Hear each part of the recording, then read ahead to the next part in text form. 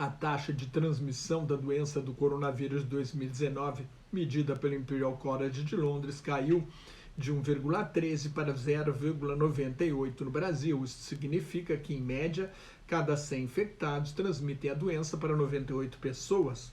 A taxa precisa ficar 2 semanas abaixo de 1 para indicar uma queda sustentada.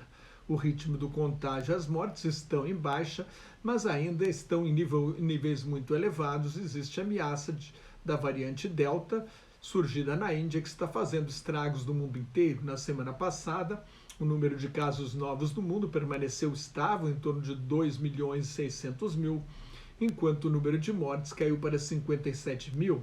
É a menor mortalidade desde o início de novembro. Mas a incidência da doença continua muito alta, com cerca de 370 mil casos novos por dia, principalmente por causa da variante Delta. A Organização Mundial da Saúde está recomendando, por isso, o uso de máscaras. Reforçando a recomendação, a situação da pandemia é mais grave na África, onde o contágio aumentou 33% e as mortes 42%. A metade da Austrália voltou a adotar o confinamento por medo da variante Delta. O Brasil notificou 11 casos desta variante, com 2 mortes. Por causa das alegações de corrupção, o governo federal suspendeu a compra da vacina indiana Covaxin. Diante de notícia-crime de 3 senadores pedindo ao Supremo Tribunal Federal a abertura de inquérito sobre possível crime de prevaricação do presidente Jair Bolsonaro, por não ter tomado providências a respeito de suspeitas de corrupção, a Procuradoria-Geral da República declarou que é melhor esperar primeiro o fim das investigações da Comissão Parlamentar de Inquérito do Senado sobre a pandemia, para que não haja 2 investigações paralelas.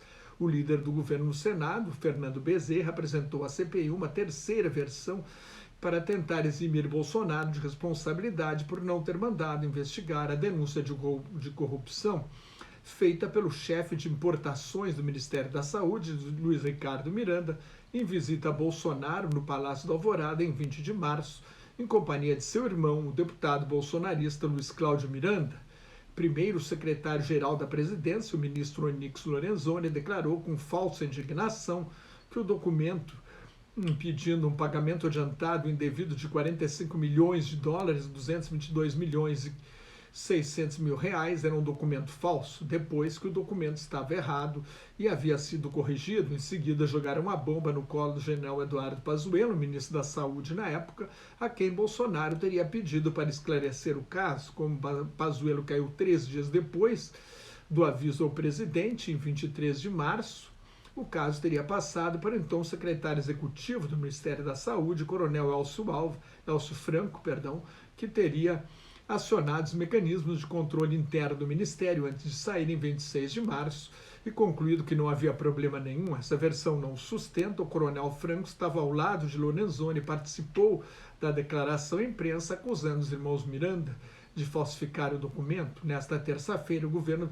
afastou o diretor de logística do Ministério da Saúde, Roberto Ferreira Dias, acusado por um representante da empresa Davat Medical Supply de pedir uma propina de $1 por dose de vacina para fechar um contrato de compra de 400 milhões de doses do laboratório AstraZeneca, 400 milhões de dólares, quase 2 bilhões de reais em propina.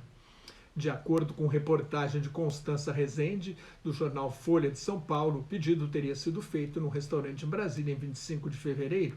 Roberto Dias foi indicado para o cargo no início do governo Bolsonaro pelo deputado Ricardo Barros, líder do governo na Câmara, suspeito de participar das irregularidades apontadas no negócio com a vacina indiana.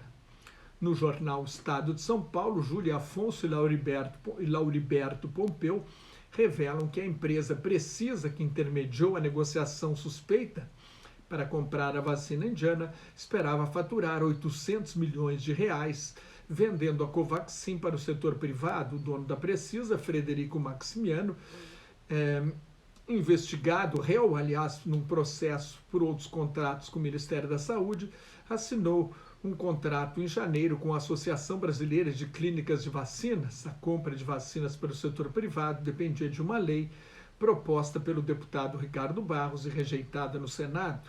Nesta quarta-feira, a CPI do Senado sobre a pandemia, que está analisando todos esses negócios suspeitos, houve o empresário Carlos Wieser apontado como membro do gabinete paralelo que dava assessoria ao presidente durante a pandemia e também interessado na compra de vacinas pelo setor privado.